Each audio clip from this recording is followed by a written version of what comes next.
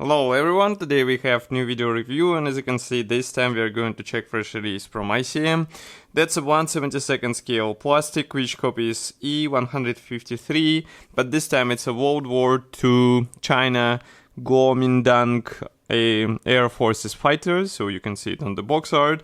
And obviously Ukrainian company decided to start with small scale, but I think we will see the same release in bigger scale in 148 and maybe even in 132. So here on this nice box art you can see aircraft itself. Here you can see comparison with my hand. Box is surprisingly small, and this is a 1/72 scale, so some might be able to explain it with this.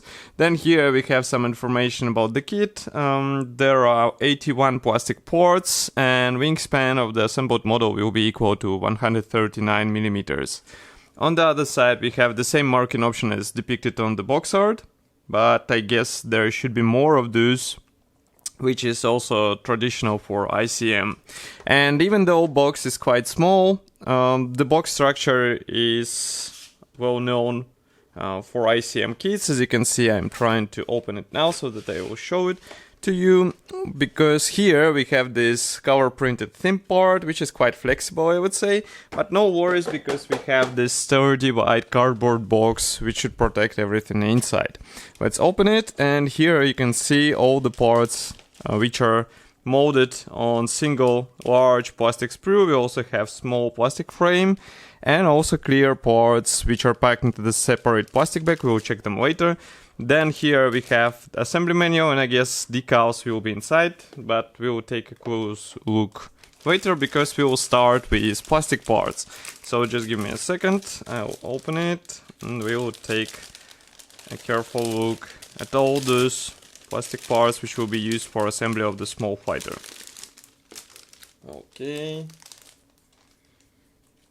Okay, so first of all I would like to start with this small frame. My guess is that those parts will be specific for today's version. As you can see here, we have the front of the cowling, also we have the engine parts and some internal and external parts. Molding quality seems to be fine, so I don't see any possible issues here. And know that inside we have this, let's say, guiding element which will help you with proper positioning of those parts. Next we have large gray plastic sprue, so let's place it like this. I'll focus the camera. Now we zoom in a bit more, and here you can see them. So here we have one-piece wings. Also we have two fuselage halves, and note that the left one is molded together with tail segment and rudder, while the right one does not have those elements. They will be used as a guiding elements, obviously. And then here we have the frontal cowling part, but as you remember, we also had the new one on the separate frame, so we'll have to check assembly manual in order to understand which parts will be used for the Chinese version. Cockpit walls are here. This is a cockpit floor as far as I can guess. Propeller is molded on one attachment point, which is really cool. Here we have small bombs, and let's flip it over. Inside there is a modest cockpit detailing. Now let's bring those parts closer so that you can see them in detail. So first of all we are going to start with these cockpit walls. As you can see, they're molded on 4 attachment points, and you will also have to delete these small pins. Then here we have wing part, which looks really good in my opinion, and it's really cool that this part is molded as one piece element, so you won't have to deal with separate halves. Here we have another cockpit wall. Then we have engine parts. This is an engine insert as far as I remember. Here you can see it from the other side.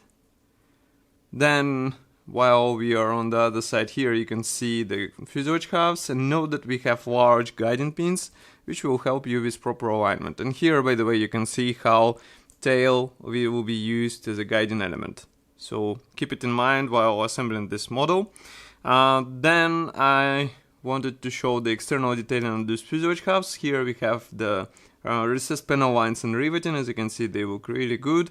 We also have this nice imitation of the fabric surface. I think it will look even better after some pre-shading done. The same is molded on the other fuselage half, obviously. Here you can see landing gear legs. Then here is the propeller. And note that blades are quite thin, which is really cool, because you get it out of the box, you don't have to buy any resin upgrades. And that's useful feature, I would say, because you can even get out of the box build look nice in the finished state. Of course, flaps and ailerons are pre-molded, so you won't be able to move them on the model. Here you can see the top wing, and from the other side we have guiding elements which will help with proper alignment of these parts together. Okay, so we move this scrape sprue to the side. Then we have separate plastic bag which is dedicated to transparent part. There is only one part, and it is a canopy, obviously, so just give me a second.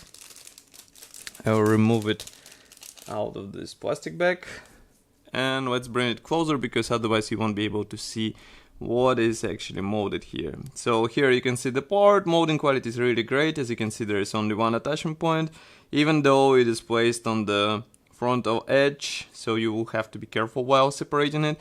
And of course, masks are not included into this kit, so you will have to buy an aftermarket set, or maybe you will have to cut them with your own hands, because as you can see, shape is really simple.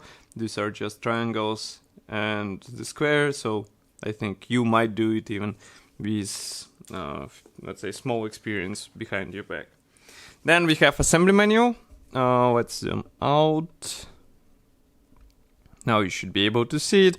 So this is a typical ICM brochure. We have short history note in Russian and English, technical specifications, paints chart, and on the next page we have parts map. So note that on the parts map, as I said, this calling version won't be used because original Chinese version had the open calling, unlike the Soviet I-153, and that will be a nice difference because some modelers would like to display the engine on their model. Then here we have small decals sheet, and as far as you can see here we have all necessary symbols. As you can see, even dials for the dashboard are included, so it should be easy and let's say fast way to detail your cockpit, but obviously you can find some aftermarket set, I guess.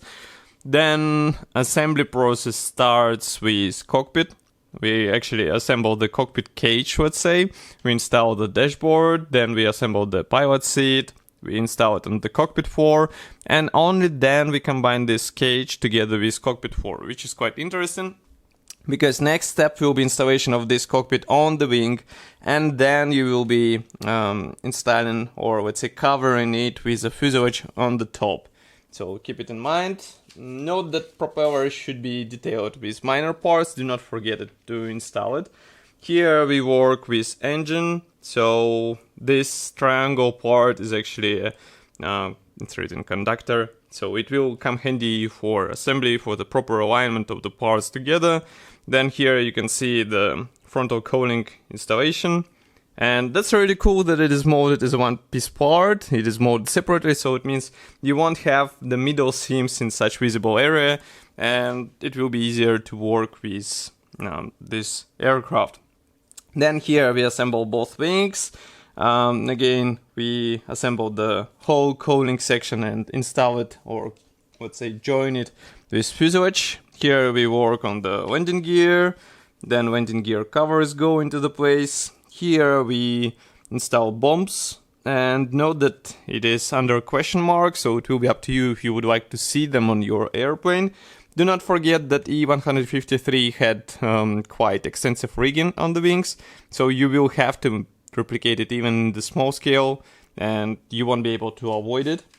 And here you can see 4 marking options. These are quite simple. As you can see, the main difference is, for example, these numbers on the fuselage, and also this special, let's say, stripe pattern on the rudder. So it will be up to you which one you choose.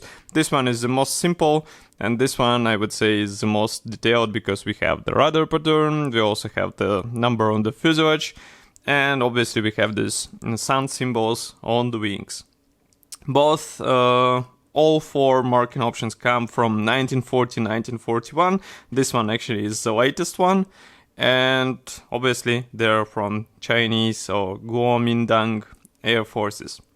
So this kit is already available for purchase. You can get it in any good model shop. For example, Model MX will have it for sure.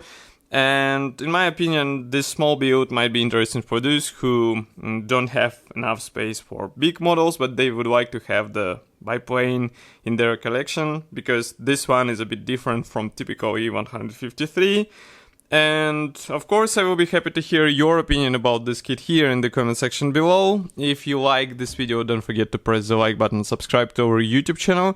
You can also support us financially by pressing the donate button on our website. It is done via PayPal, so it will be up to you how much you will send to us.